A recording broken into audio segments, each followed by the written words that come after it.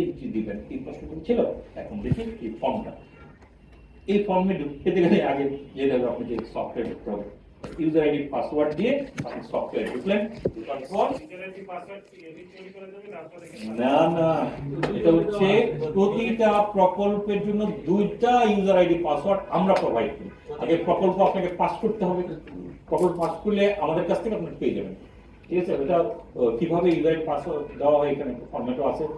প্রকল্পের একটা code number পাবেন, সেই কোডটাই হবে ইউজার আইডি। আচ্ছা, সবুজ পাতা এনলিস্ট করার তখন কি হবে?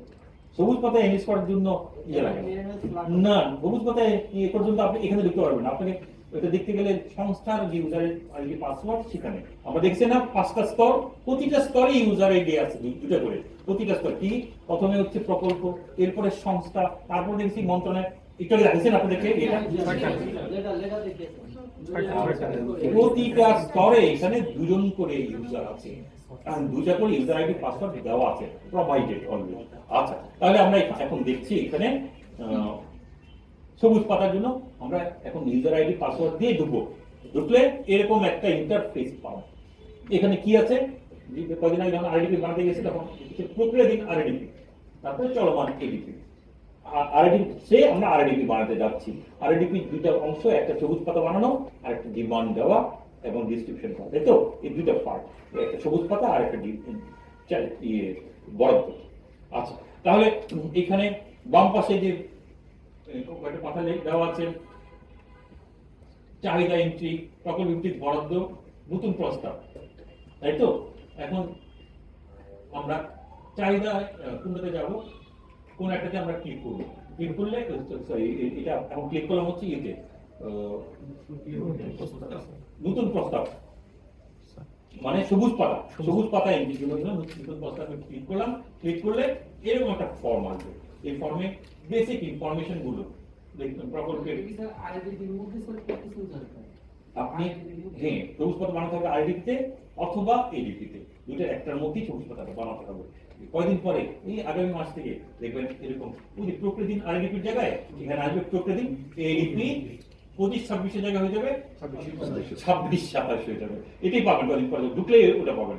আচ্ছা, তখন এইরকম ফর্মে আপনার বেসিক ইনফরমেশন দিয়ে আপনাকে সবুজ পাতায় এনলিস্টেড করতে হবে। এটা সংস্থা পর্যায়ে এটা পাবে, সংস্থা থেকেই এটা এন্ট্রি করতে হবে, সংস্থা ছাড়া কেউ এন্ট্রি করতে পারবে না। ঠিক আছে? আচ্ছা, তাহলে এখানে আরো ডিটেইলস এই ইনফরমেশন গুলো দেখলাম। আর এই এটা পিপিটিটা সবাইকে দিয়ে দিন। আচ্ছা, এবার চাহিদার তথ্য প্রয়োগ। সবুজ পাতা শেষ, চাহিদা দেখছি। চাহিদা মানে কোনো একটা সফটওয়্যার ঢুকতে হবে, ইয়েতে প্রজেক্টে ঢুকতে হবে। প্রজেক্টে ঢুকে এটাকে কোড ভিত্তিক যে তার কত টাকা আছে সেইটা আমরা দেখি। যে কোনো একটা প্রজেক্টে ঢুকলে আমরা এই দেখেন এডিট বাটন আছে, এডিট বাটনে ক্লিক করব। ক্লিক করলে আমরা ডিপিপিটা দেখতে পাবো। এই পেজটা দেখানোর জন্য এতক্ষণ আপনি এখানে আছে। আপনার ডিপিপিতে কি আছে? ডিপিপিতে মূলত হচ্ছে কতগুলো কোড আছে, কোন কোন কোডে আপনি কত টাকা খরচ করবেন।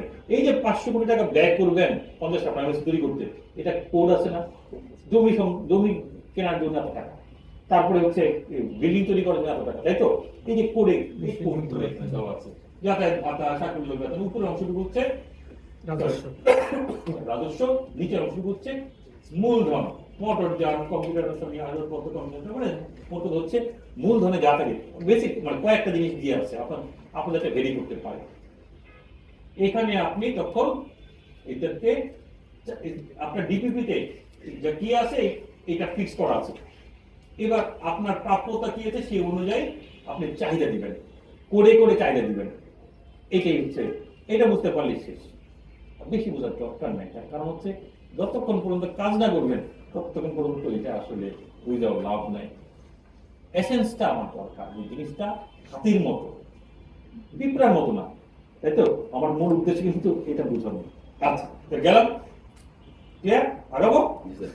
আচ্ছা, এরপর দেখেন আমরা সফটওয়্যারগুলি এমন ভাবে ডিজাইন করেছি যে আমরা কোন জায়গায় আছি সেটা বোঝা যাবে।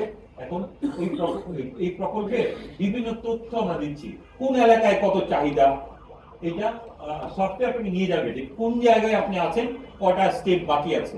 এইভাবে এই সফটওয়্যার আপনাকে দেখাবে প্রথমে কোড ভিত্তিক চাইলে দিয়ে নিন একটু আগে, এখন এলাকা ভিত্তিক চাইলে দিচ্ছেন, তারপরে সমাপ্তির জন্য নির্ধারিত কিনা, মানে এই অক্টোবর সমাপ্ত হবে কিনা। অনেকগুলো দেখা যায় যে সমাপ্ত হওয়ার জন্য নির্ধারণ করা আছে ডিপিপিতে, কিন্তু টাইম এক্সটেনশন আপনার মনে মনে চিন্তা করতেছেন, তখন সমাপ্তির জন্য নির্ধারিত হবে না। সমাপ্তির জন্য নির্ধারিত হলে পুরো টাকা আপনাকে দিয়ে দেবো, ইনসেন্টিভ ক্যারে চলে যাবে। আর নির্ধারিত না হলে তখন আপনাকে আমি বুঝে শুনে দিব, যতটুকু খরচ করতে পারবেন ততটুকু। আচ্ছা, তারপরে হচ্ছে পরবর্তী 2 বছরের প্রক্ষেপণ আমরা নিই, এইভাবে আমরা তারপরে সবগুলো করার পরে যখন পরে বাটনটা এই অনুমোদনটা ক্লিক করলে এটা ডাটা বেজে ঢুকে গেল। আচ্ছা, এরপরে যে লাস্ট মডিউলে একটা কাজ বলেছিলাম না, কোনটা জানো, কোন রকম সংশোধন, ডিপিপির যে কোনো সংশোধন, এটা এক ঝলক দেখি। এটা এরকম ইন্টারফেসে যে আপনাকে যদি টাইম এক্সটেনশন করতে হয় টাইম এক্সটেনশন করতে পারবেন, যদি কোনো রকম বরাদ্দ পরিবর্তন চেঞ্জ করতে হয় সেগুলো এখান থেকে চেঞ্জ করতে পারবেন। এই ছিল মোটামুটি এসেন্স দেওয়া। সরাসরি কাজ না করা পর্যন্ত আপনি এটা ডিটেল বুঝতে পারবেন না, আর কাজ করতে গেলে কি